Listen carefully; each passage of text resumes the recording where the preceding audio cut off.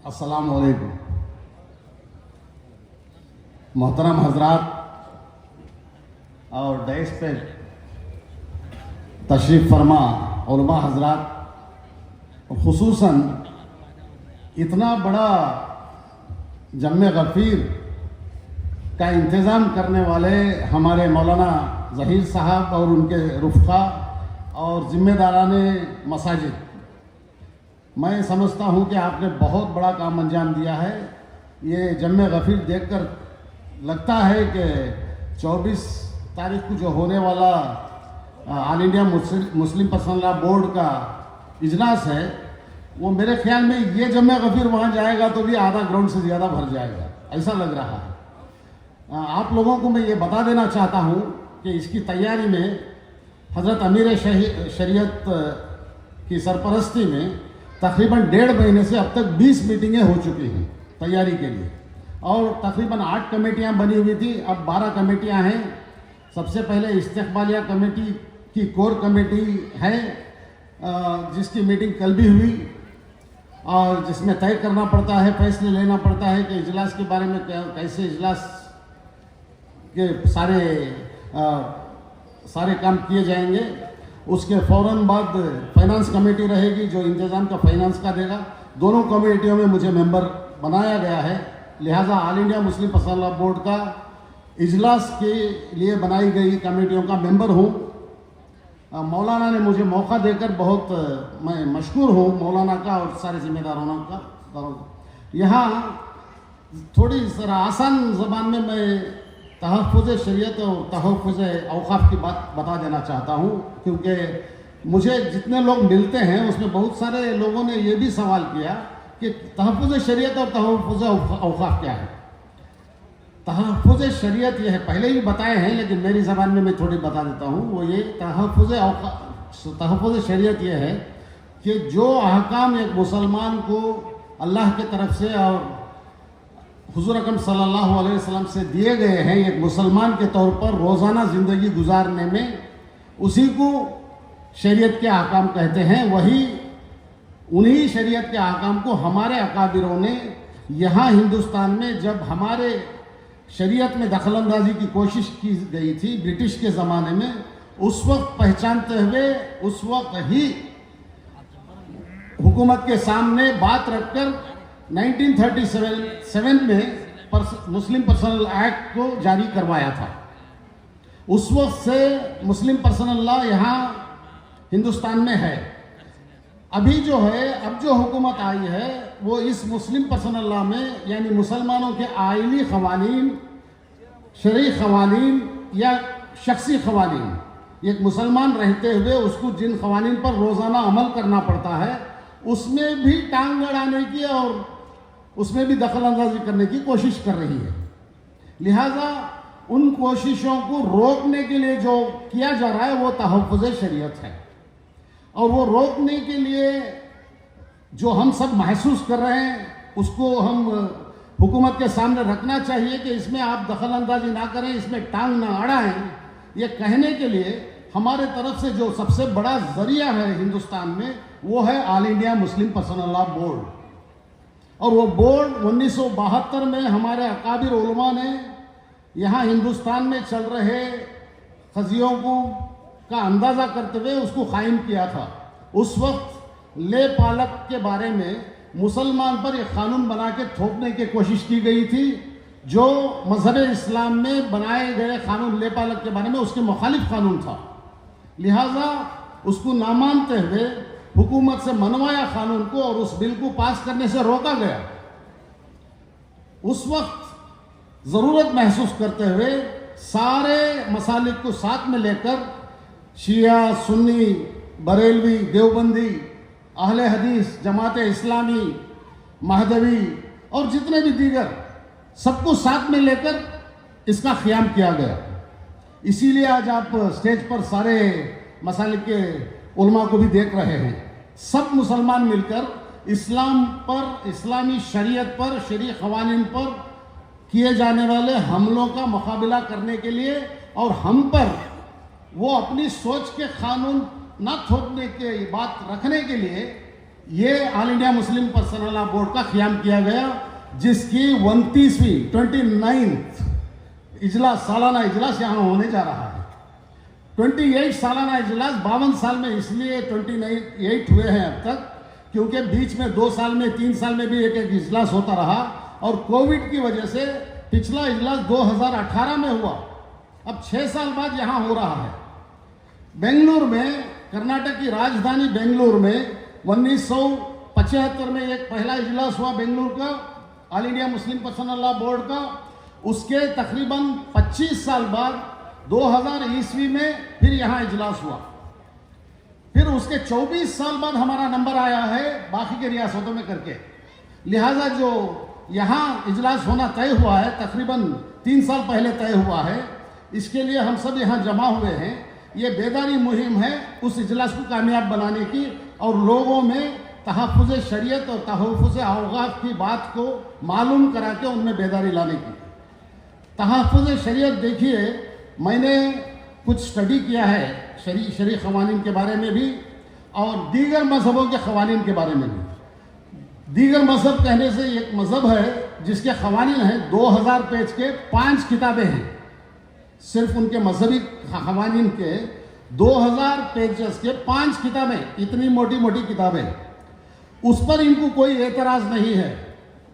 सारे रसायन उसमें घुसाए हुए हैं, और ये भी उसमें कानून है कि अगर किसी एक घर का कस्टम भी है, उनका एक रस्म या रिवाज है, और वो कानून के खिलाफ है, अगर वो बयान करें कोर्ट में जाके कि हमारा कस्टम है, हम उसी पर चलेंगे, तो कानून कहता है कि उसको मान लेना चाहिए जज को। और हमारे क़वानीन जो सिर्फ इतने हैं, यहाँ बाकी दीगर क़वानीन अलग हैं। जो क़वानीन हुकूमत से पर्सनल लॉ के तौर पे मनवाए गए हैं, वो देखिए, सिर्फ ये compendium of Islamic laws from All India Muslim Personal Law Board, ये तकरीबन 30-40 साल पहले प्रिंट की गई है। इतनी सी किताब है, इतने ही क़वानीन हमारे पर्सनल हैं, अलहदा हैं। फिर भी इंशाअल्लाह हमारे क़ाइम अब्बास साहब फरमा रहे हैं कि कापियाँ बना के तकसीम करें। इंशाअल्लाह मैं मुस्लिम पर्सनल लॉ बोर्ड को ये बात रखूँगा कि कापियाँ इंशाअल्लाह सबको मिलने के जैसे करें। इसमें उर्दू भी कापी है।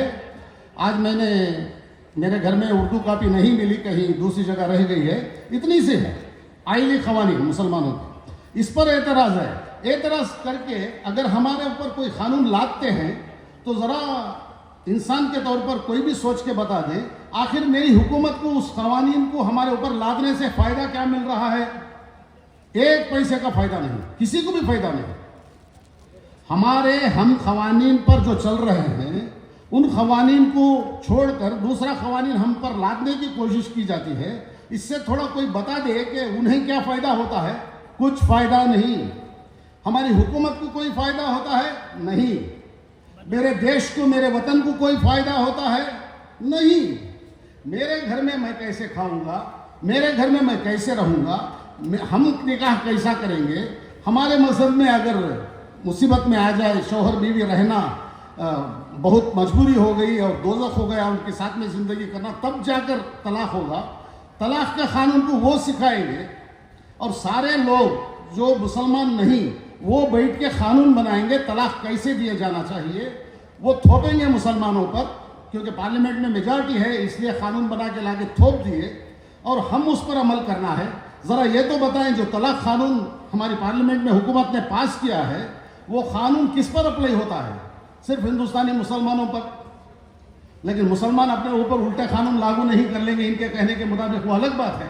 लेकिन उन्होंने जो क़ानून बनाया है और पास किया है, वो लागू होगा मुसलमानों पर, उनके लोगों पर लागू नहीं होगा। लेकिन बनाएंगे वो, समझाएंगे वो, सिखाएंगे वो।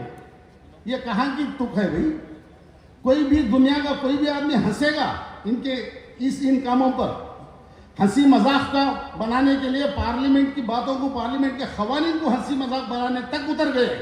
अगर हमें नुकसान पहुंचाना है, हमें तकलीफ देना है, हमारे मज़हब में, हमारे अक़ीदों में दखलंदाजी करना है, तो वो यहाँ तक चले गए हैं। चाहे उनका मजाक उड़ा लिया जाए, वो दखलंदाजी करेंगे।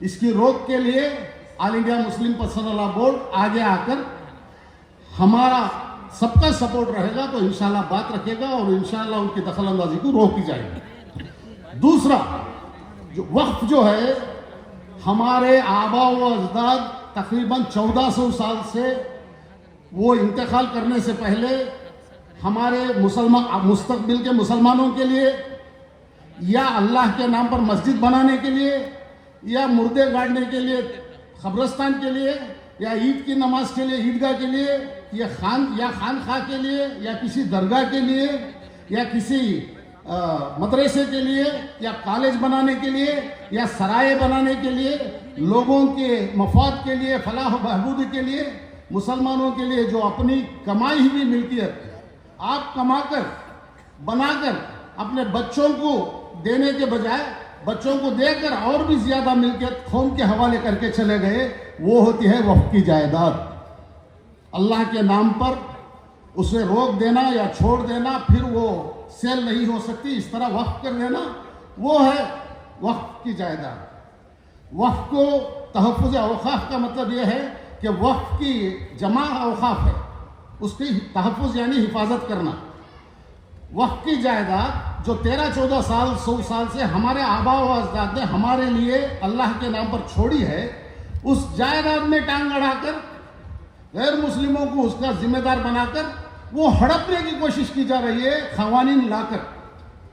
उसी क़वानीन की मुखालिफत हमारी all India Muslim Personal Law board हम सब लोगों की जानिब से कर रही है।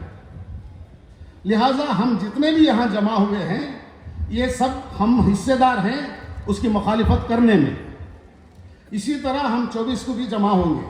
आप जिन लोगों ने भी ये किया है काम, मेरे ख्याल में सारी उम्मत का काम है, हिंदुस्तान के 25 करोड़ मुसलमानों का काम हम और आप अकेले हर शख्स कर रहे हैं।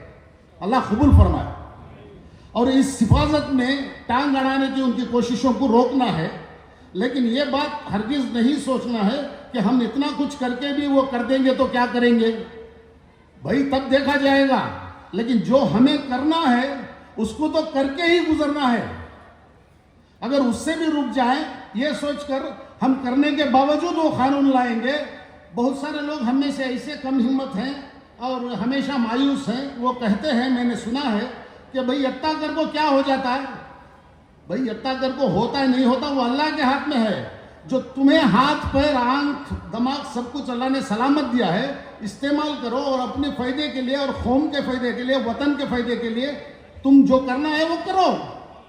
बात जो होगा वो अल्लाह की मर्जी।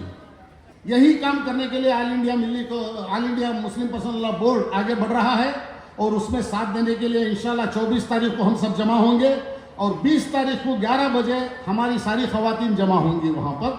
और क्योंकि खवातीन को बहका कर फुसला कर हमारे खिलाफ क़वानीन लाने के लिए उन्हें इस्तेमाल किया जा रहा है, उसको रोकने के लिए हमारे खवातीन को भी बेदार करना है। इसके लिए 20 तारीख को 11 बजे खवातीन का जलसा होगा, इजलास होगा उसी जगह पर खुदू साहब ईदगाह में। और 24 तारीख को बरोज़ इतवार तकरीबन 5 बजे मगरिब से कहा जा रहा है, मैं कहता हूँ नमाज वहाँ पढ़ लें मगरिब की, उस वक्त हम वहाँ जमा हो जाएं और हमारा सपोर्ट दिखाएं ताकि हुकूमत को पता चले कि हमें भाई तुम्हारे क़वानीन हमारे ऊपर ठोसने की कोशिश नहीं मत कीजिए। तुम्हारे क़वानीन तुम ना सलामत, हमना सलामत, किसके बाप का भी कुछ भी जाने का नहीं। हमें इस्लाम पर चलने से कहीं को ये उल्टे कामा करती। ये 2 दिन की हुकूमत के वास्ते ज़्यादा मत करो करके हमें आवाज़ देना है। इतना कहते हुए मैं अपनी जगह लेता हूँ। बहुत बहुत शुक्रिया। फिर एक बार इतना बड़ा इंतज़ाम करने के लिए, इतनी हिम्मत करने के लिए और इतना बेहतरीन और सलीके के साथ सबको बिठाने के लिए, हर आदमी आ रहे हैं जा रहे हैं, बहुत सलीके से बहुत बेहतरीन अंदाज से यहाँ सिक्योरिटी भी मेंटेन की गई है। इस सब के लिए मुंतज़िमीन को, खुसूसन मौलाना ज़हीर साहब को और उनके रुफ़ा को और सारे ज़िम्मेदारान को मसाजिद के मैं मुबारकबाद देता हूँ। आपकी हर छोटी छोटी कोशिश भी इंशाअल्लाह रंग लाएगी। आमीन। अल्हम्दुलिल्लाह।